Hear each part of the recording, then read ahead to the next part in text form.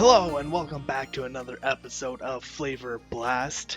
As you can tell, I've been busy. I made a skeleton grinder, and I know I said I was throwing around the idea of skipping it and going to a gold farm, but I kind of was thinking about it and I needed XP now, and I didn't want to wait to going through all the nether and everything without diamond gear because I want to get some diamond gear, get it enchanted, and I just thought it was a great idea to go ahead and do it now, and this is how I wanted to start the episode. And I actually messed up halfway through and realized I needed some soul sand and had to run to the nether halfway through.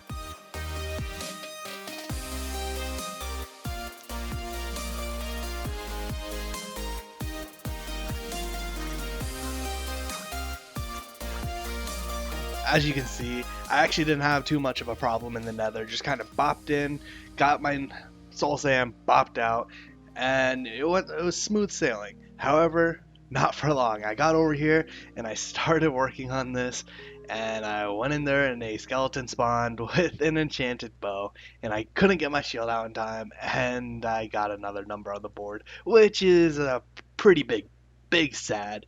And but it wasn't too bad. It wasn't too bad actually because I got over here, got this finished, and got my XP back up. I got everything. It wasn't too bad at all. So other than having another number on the board, that's the only downside there. I also just ran back to the base real quick and made a suit of armor and a couple pickaxes and a sword.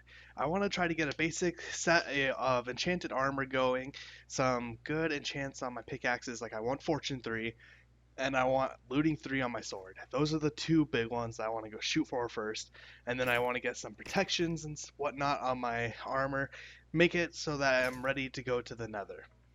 So I'm about to enchant my first item here, and I put everything in to see what I got, and everything is Unbreaking 3 except for these two.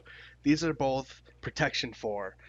So I could choose to do them on either one. However, I'm definitely going to do the pants first because the helmet has a lot more unique enchantments such as Aqua Infinity, Respiration 3. So if one of those pop up, I'd rather go for them now. Leggings are kind of just a throwaway piece of armor, so I'm going to go ahead and take the Protection 4 on these guys. And right after doing that, I put the pickaxe in and Fortune 3. So I just need to get one level and we have Fortune. And now I have Fortune 3 on my pickaxe. Oh, look at that. Unbreaking 3 and Efficiency 4 also. I also just brought my dogs over. I got these guys actually before I filmed the first episode. So I've had them over on the main island for quite a while now. And I brought them over because they, as you can see right there, they automatically kill the skeletons and the player still gets XP.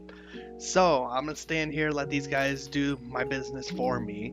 And I'm going to AFK for a little bit, get some XP, and just grind out the rest of my enchants. You know, I don't want to bore you guys with all the individual enchants.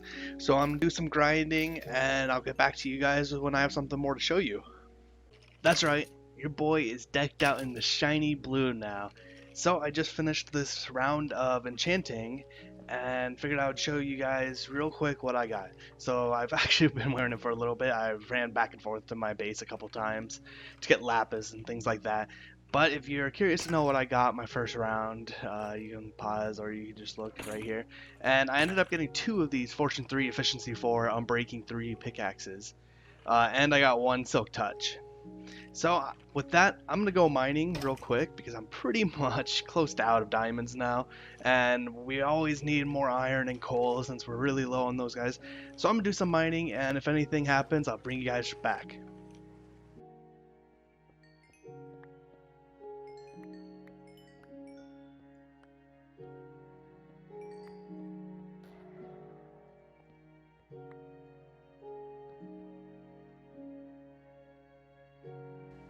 I just arrived back home from my mining trip, and it went okay. The first half of it, I got absolutely no diamonds, and I forgot to bring a crafting table, so I actually came back and put a bunch of the stuff away, but it wasn't too much.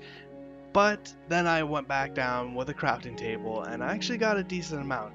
I broke just over a stack of diamonds, which is huge, and I was putting everything into blocks, so you can see I got 2.5 stacks of redstone blocks, almost a stack of lapis, over a stack and a half of coal, and I got a little bit of iron and gold. So overall, it was a pretty good trip. We desperately needed it, so I'm happy we got that out of the way. So, I have some really bad news and some really good news. As you can hear, I probably sound a lot better, and that's because I got a new mic. Now, the reason I got a new mic is because my dog was sitting on my lap and then jumped off and took my mic cord with it and actually broke my last mic. And I didn't realize this happened, and I literally went through like 5 hours of recording the next few clips with my mic just super shot. So I had to order a new mic, wait for it to come in the mail. Like, by the time you're seeing this is almost a week after this last clip, and now I'm just gonna try to do my best to record over it because I started a new project and I don't want to just skip over it and gloss over it, but I want to show you guys actually what I did. So without further ado, I'm going to do my best to audio over that and show you guys what I did. So I want to start a new project. As you can see here, I have this chunk outlined with some cobblestone, and I'm actually on the other side of the island from our house. I'm by the villagers, and that's going to come and play with this project. As you can see here, I have the material already put together, a bunch of beds, lava, and just building material. And that's because we're going to be building an iron farm. I think it's super important to get a good source of iron coming in the game early because it's so valuable. And I plan to put it here because later down the road, I want to hollow out this entire chunk I've marked out and make it a super chunk. Basically, I'm going to hollow it all the way out, put a slime farm at the very bottom of it, and I also want to put as many other farms there as possible. The idea I get from, I think it's season 4 of Hermitcraft, Impulse SV did a similar thing where he made a slime farm, surrounded it with as many other farms as possible, and the idea is you only have to AFK in the one spot to gather as many resources as possible. It kind of prevents you from going to all the other farms and everything. Basically, it's just like you come to this one spot, you spend the night there, you get as many other resources as possible. And I've always wanted to do this, so I'm going to take my best crack at it. And first off, we're going to get the iron farm going. So this is about 15 minutes later, and I have the villager pods and the pillager pod in place now. This isn't the hard part of the build. The hard part's actually putting all the villagers and pillager up in it. But right now we got a pretty good start. What I have next to do is I need to build a platform where the iron golems spawn, and then I need to build the 4 platforms where they fall and then get pushed into the lava and die, and where I collect their iron and poppies. So I now have all the platforms in. I still have a little bit of work to do on the killing chambers. I don't have the lava in place, and I still need to put the hoppers in place also. But for the most part, we have the structure of this farm up and running now. Now comes the pain. We have to put all the villagers and pillager up there, and that's never a fun time. But I decided this time around I'm going to take a different approach, and instead of using minecarts, I'm going to try a bubble vader right about the middle here, shoot them up in there, and then use water streams to push them around. It should be a little bit more work at the beginning, but less work once we actually get the villagers over here. So once the water pushes them all in, I'll bring you guys back to show you how it's going. So I got the first water stream in place and the bubble elevator, and a villager actually was walking over here, so I trapped him in a boat real quick and made quick work of him. But first I want to show you what's up here. So we have the bubble elevator and the water stream. So yes, there is a dead spot right here, but I didn't think it was worth the work of making the water go up and over. So when he gets up to this point, we're just going to jump up here and push him in. We need 3 villagers in each one of these pods, so we need a total of 12 villagers. And I came down here, tried to push him in, he just wasn't going in, so I was going to use a water bucket and accidentally let him out. And working with villagers is never easy. Alright, so I stole this guy's workstation because they follow them. So I got him out of the paths and put him in a boat so that I can get him back into position. And once I got over here, I realized I actually still don't have a water bucket, which is what got us in the first place. So I ran over, got a water bucket, got him up into the streams, and he actually gave me a huge trouble right here. He was trying to fight the water paths and everything, and I waterlogged the signs, and it was a whole thing. So I finally got him past in there, and then I reworked the water streams to make the rest of them easier. So this is about a little more than an hour later, and I finally have all the villagers in place, and I had a cobblestone path leading to all of them to put on the finishing touches and everything, and something bad happened. It became nighttime, and because I had the cobblestone paths close to the beds, instead of getting out of bed and into their holding chamber, he actually popped out onto the path. So now I basically have to wait until nighttime again for him to track over to his bed, sleep, and I'll remove the path real quick and try to get him back in there without him escaping or dying. So we're nearing the nighttime, and this guy still isn't wanting to sleep with his buds. Instead, he's more interested in talking to the other guys. So I think I'm going to give him a little bit more time, slowly chip away the path he's standing on to get him closer to the bed, and just see if I can get this to work out in my favor without him dying, like I said. So I officially have all the villagers up in there, and it was not easy, like I said. I actually had to drop that other guy down and just grab a whole new, different villager. I don't know if the bed was claimed or what, but I tried breaking it, placing it down and everything, and it wasn't working.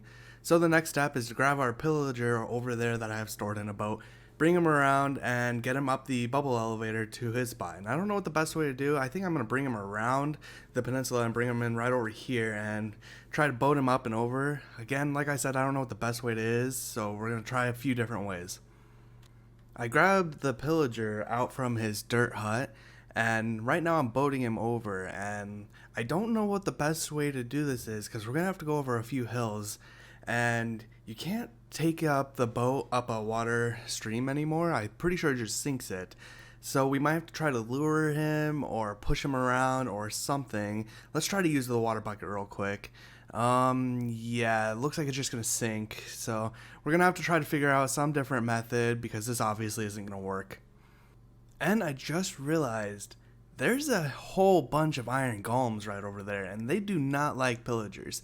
So I might have to kill them off at first, or if they come at us, I might have to try to kill them off then, and they do a lot of damage, so this is going to be very scary. I found the easiest way is actually to use a piston, and what you want to do is you want to position it like this in the ground, put your boat over top of it, and then flip the lever, and that will actually take it up the one block that you need to. So I'm going to keep doing this very slowly, and once I get him over there, we'll throw him in and see what happens next.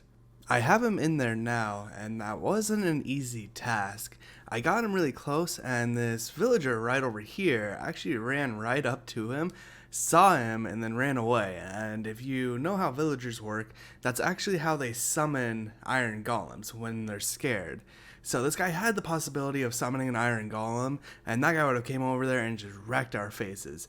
So we now have him in there, and I'm going to go ahead and try to break him out of this boat, which isn't working. And we're going to send him on up there, and once he's up there, he should start spawning iron golems.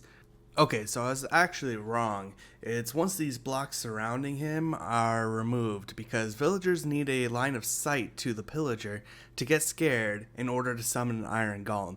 So once I remove these guys here, they should start spawning on the platforms and falling down. And if you're curious to know how this farm actually works, it's all about this guy bobbing in water.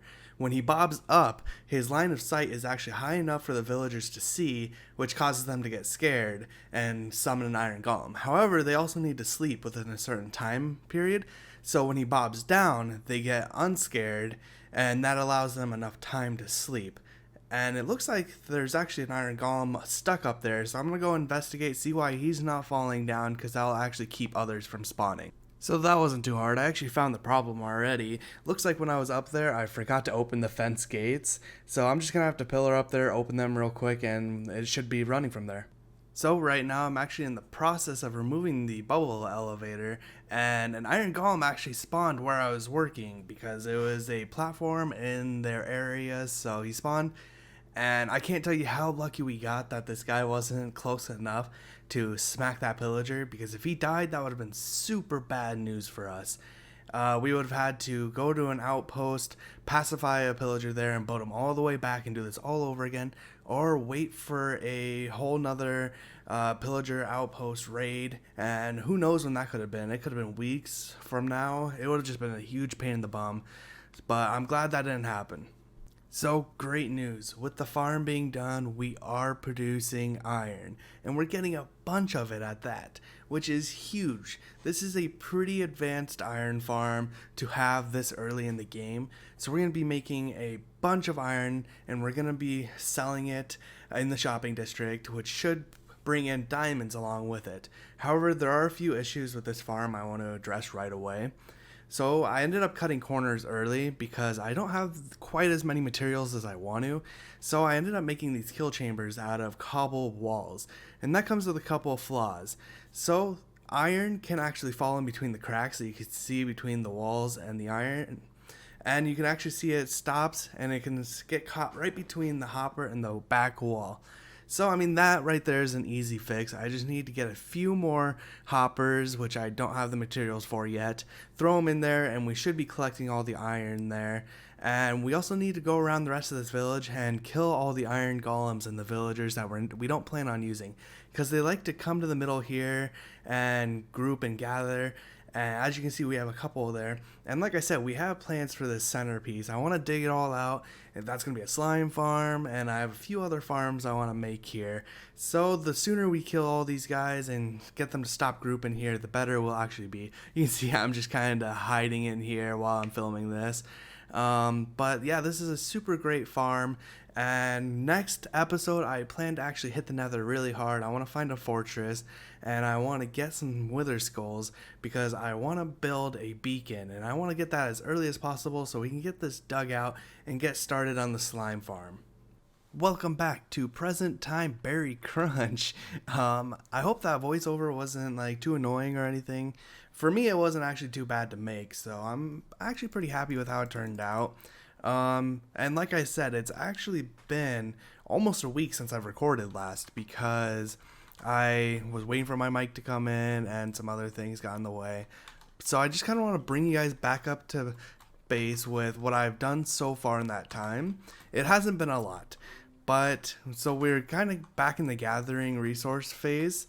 And as you can see, we're back to gathering birch because we're getting low on wood.